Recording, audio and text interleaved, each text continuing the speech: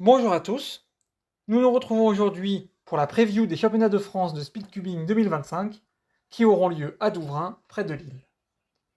Nous allons voir dans cette vidéo les différentes catégories, les favoris de chacune d'entre elles, et nous insisterons plus particulièrement sur les épreuves pour lesquelles je me suis inscrite et pour lesquelles j'ai des objectifs. Commençons tout de suite avec le multi-blind. Le favori semble se détacher assez nettement en la personne de Maxime. En ce qu'il s'agit du 5x5 et du 4x4 à l'aveugle, William semble devant.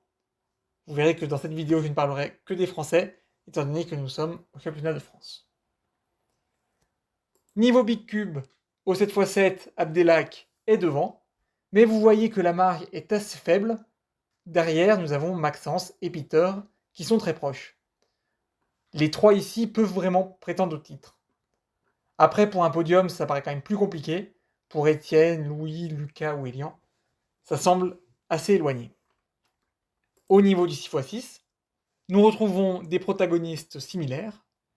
Abdelak en favori, mais derrière Peter qui le talonne, et pour un podium, Lucas, Louis, Elian ou Maxence. Au niveau du 3x3 à l'aveugle, le match sera très intéressant. En effet, nous avons trois Français très performants, Charles, Maxime et Arthur. Arthur qui, au niveau de la moyenne, semble plus constant, mais étant donné que le blind se juge sur un seul temps, Charles a une petite avance. Je pense quand même que Arthur a des chances de victoire, comme il est assez constant et assez performant lors des grandes échéances, mais il ne faut pas mésestimer ni Charles ni Maxime. Pour un podium ensuite, ça sera assez compliqué, mais Quentin, Marius ou Jonathan, si un des trois premiers se rate, peut totalement prétendre à la troisième place. Pour le 2x2, le 2x2 c'est assez compliqué à pronostiquer, étant donné que les temps sont vraiment très courts et que ça se joue souvent sur 1 ou 2 secondes, en tout cas 1 ou 2 centièmes de seconde sur une moyenne. Donc vous voyez que nous avons Diego qui est le premier favori, mais Anaël est très proche derrière, Juliette également. Après je vois quand même un de ces deux compétiteurs pour la victoire. Juliette, ce n'est pas sa catégorie favorite, donc je ne pense pas que ce sera sa priorité. Après, nous avons quand même Alaric qui est aussi très performant, Louis-Marie, Elian, Quentin. Après, ça va se compliquer peut-être un petit peu pour Alexandre, mais en tout cas, pour un podium, c'est vraiment très très ouvert. Parlons ensuite du clock. Le clock, le match sera vraiment très intéressant aussi. Cela fait quelques années que les temps ne font que descendre avec les nouveaux cubes et les nouvelles méthodes. Et vous voyez qu'en France, on a quand même un très bon niveau, avec 3 personnes sous les 4 secondes. Alors, le titre va probablement se jouer entre l'un des trois. Les DNF sont assez vite arrivés au clock, donc ça peut faire perdre tout espoir à l'un des trois, mais ça semble quand même assez invraisemblable que les trois ratent complètement. Donc entre César et Romain, vous voyez qu'il n'y a que 1 centième de différence sur la moyenne. Baptiste est juste derrière. Donc pour le titre, c'est vraiment ces trois-là qui se détachent. Ensuite, Marianne, Manu, Arthur, ça risque d'être compliqué pour le titre, mais pour un podium, c'est tout à fait envisageable, sachant, comme je vous l'ai dit, que les DNF sont vite arrivés et on peut assez facilement rater le clock. Moi, je me suis inscrit aussi, je crois, au clock, mais je suis pas du tout performant, je me suis pas spécialement entraîné depuis que j'ai parvenu à faire ma moyenne sous les 10 secondes. Donc vous voyez, là, j'ai fait une moyenne sous les 10 secondes, et ensuite j'ai arrêté complètement l'entraînement. Si je peux faire un temps sous les 8 secondes, sur mon meilleur temps, ce serait pas mal. Après, j'ai vraiment aucune espérance sur cette catégorie-là. Oui, je n'ai pas parlé aussi du 2x2 où j'ai vraiment aucune espérance, étant donné que je fais à peu près 4 secondes de moyenne et c'est assez mauvais. Ensuite, parlons du Scube. Au niveau du Scube, le grand favori, comme tous les ans, est Anthony. Après, nous avons quand même des personnes assez performantes en la personne de Noé, Maxence, même Louis-Marie. Mais pour le titre, ça risque quand même d'être compliqué. Ceux-ci se joueront plutôt le podium, car la victoire semble acquise pour Anthony. Ou en tout cas, il est le grand favori. Pour le Square One, Le favori reste quand même Paul, qui a enchaîné plusieurs succès d'affilée au championnat de France et qui a une moyenne assez largement devant les autres. Néanmoins, il ne faut pas mésestimer Lucas, et même Arthur, Julien, Elian, Basile. Ceux-ci sont peut-être un peu plus loin pour la victoire, mais pour un podium, c'est tout à fait envisageable. Pour ma part, je m'entraîne plus spécialement au Square One, ou en tout cas de manière très aléatoire et très peu régulière. Vous voyez que j'ai une moyenne, voilà, 22 secondes. J'aimerais bien passer sous les 20 secondes, mais bon, sans entraînement, j'ai pas trop d'espoir. Ça dépend aussi des mélanges, s'ils sont un peu chanceux. Ensuite, nous allons passer au 5x5, pour lequel je suis inscrit. Nous avons encore une fois Abdelak qui semble se détacher devant. Pareil, le titre lui semble quand même promis, à moins qu'il se rate complètement. Mais derrière, Peter Grassard et Alexandre Carlier sont pas très loin, de même que Louis Fertier. Ça se jouera probablement entre ceux-là pour le podium. Peut-être même Lucas, voire jusqu'à Elian. Mais en tout cas, la victoire probablement sera pour Abdelak. Et derrière, c'est assez ouvert pour le podium. Pour ma part, descendons très loin. J'ai une moyenne qui est assez mauvaise pour moi. En tout cas, qui n'en présente pas spécialement mon niveau. Je me suis quand même beaucoup amélioré. J'arrive à être assez constant autour des 1 minute 20. Sauf que le problème, c'est que la cutoff est justement à 1 minute 20. Alors c'est un peu du 50-50, est-ce que je pourrais passer ou non la cutoff. Ça reste quand même un objectif de la passer. Même de faire une moyenne sous les 1 minute 20, mais ce sera plus compliqué. En tout cas, de faire en dessous d'une minute 20 sur les 2 premiers temps.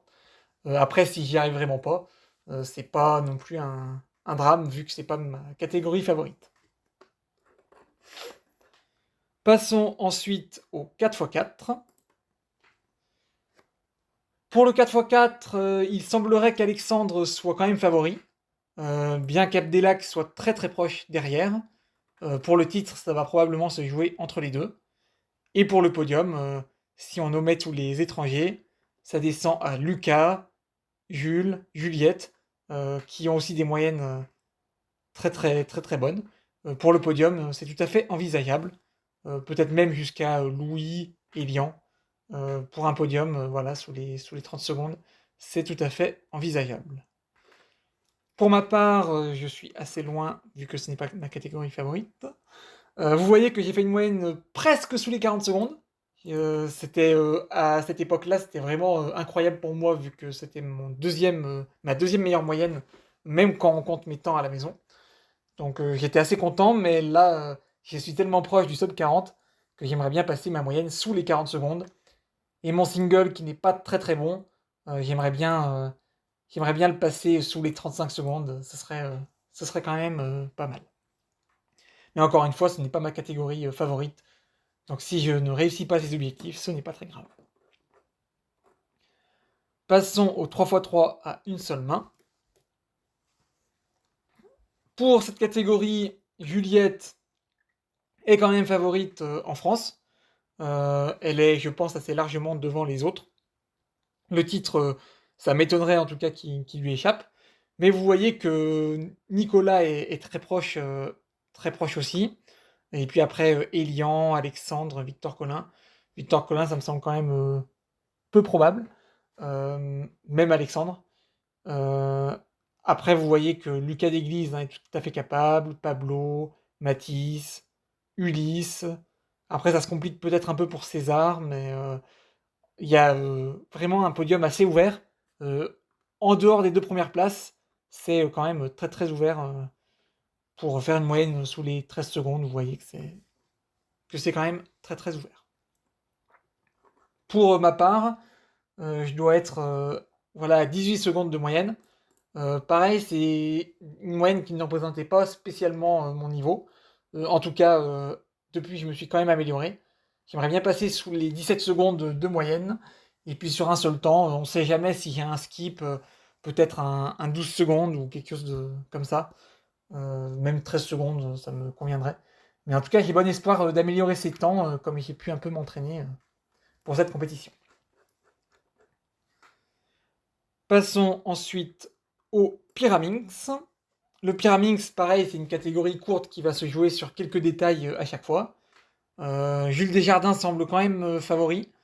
Et puis dans les grands rendez-vous, hein, il a été champion du monde, etc. Il a quand même une capacité à gérer la pression qui me fait penser qu'il sera quand même champion de France, sauf grosse surprise. Et après, pour un podium, c'est assez ouvert. Vous voyez qu'il y a Anthony, Louis-Marie, Nils, Jamie qui en ce moment est très performant, qui bat régulièrement ses records et en tout cas je suis totalement derrière lui pour qu'il aille gratter ce fameux podium. Et ensuite ça se complique un petit peu. C'est pas des personnes entre Elian, Diego, etc. qui font du Pyraminx leur catégorie principale, mais ils peuvent tout à fait aller chercher un podium si les premiers noms, les favoris, se ratent. Pour ma part, j'ai quand même des objectifs au Pyraminx. Si ce n'est pas une catégorie qui m'intéressait il y a encore quelques mois, j'ai pu m'entraîner et faire, vous voyez, une moyenne à 4 secondes 38. J'aimerais bien passer sous les 4 secondes, ce qui est totalement dans mes capacités. Et puis sur un single, vous voyez que 3,04, le sub 3 quand même me titille. Même j'aimerais bien faire un sub 2,5. Mais encore une fois, j'ai des objectifs plus importants dans d'autres catégories. Donc je me contenterai de faire des temps autour des 4 secondes, 4 secondes et demie, ça me va aussi. Mais bon, quand même, j'espère performer. Ensuite, nous allons garder la catégorie reine, le 3x3 pour la fin. Je vais vous délivrer mes objectifs au Megaminx, et comme vous pouvez vous en douter, c'est ici que j'ai le plus d'objectifs. Vous voyez que si on ignore le Singapourien ici, je suis deuxième sur la Sheet. Sachant que depuis, je me suis quand même amélioré. Mais ce qui reste encore de compliqué, c'est la gestion de la pression, pour moi, qui est encore un point, en tout cas, un point de progression. J'ai quand même progressé, je trouve, l'année dernière. J'avais réussi à accrocher le podium au championnat de France, qui était même podium européen à l'époque. Alors que vraiment, j'étais très loin, c'était très loin d'être acquis, avec Juliette qui était juste derrière. Et vous voyez que j'ai même réussi au cours de l'année dernière à lui passer devant en moyenne pour un petit centième.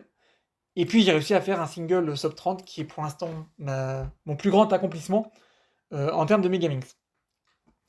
Maintenant pour cette compétition, je pense que le podium est quand même tout tracé entre Ulysse, Juliette et moi. Maintenant Victor peut tout à fait aussi y prétendre. En tout cas entre nous quatre, il y a 3 places pour 4. Et pour la première place, là, ce sera beaucoup plus disputé. J'aimerais vraiment gagner mon premier titre, évidemment.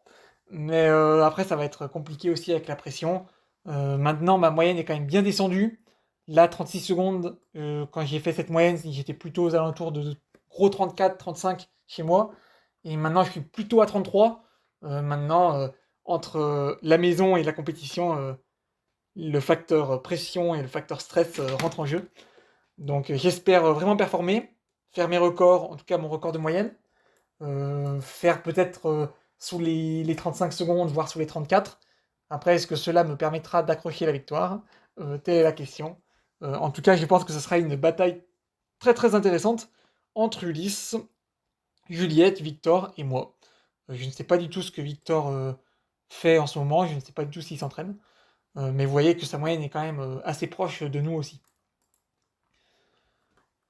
Et nous allons finir par le 3x3. Niveau 3x3, Juliette Sébastien semble encore une fois la favorite pour sa propre succession.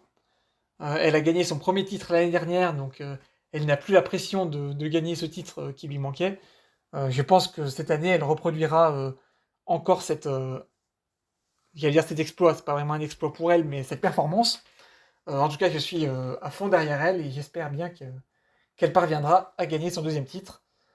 Ensuite, Alexandre est assez proche aussi. Mathis Luc, j'ai de très bons espoirs en lui pour faire bon, un podium, ça me paraît quand même tout à fait à sa portée, mais même la victoire finale est tout à fait possible, hein. Il a fait des temps à 4 secondes récemment, et en tout cas il a fait voilà, des très bons temps, et je pense que sur une moyenne, il peut également prétendre à la victoire. Ensuite pour Quentin, pour Elian, Nicolas, même jusqu'à Ulysse, c'est possible pour le podium, je pense.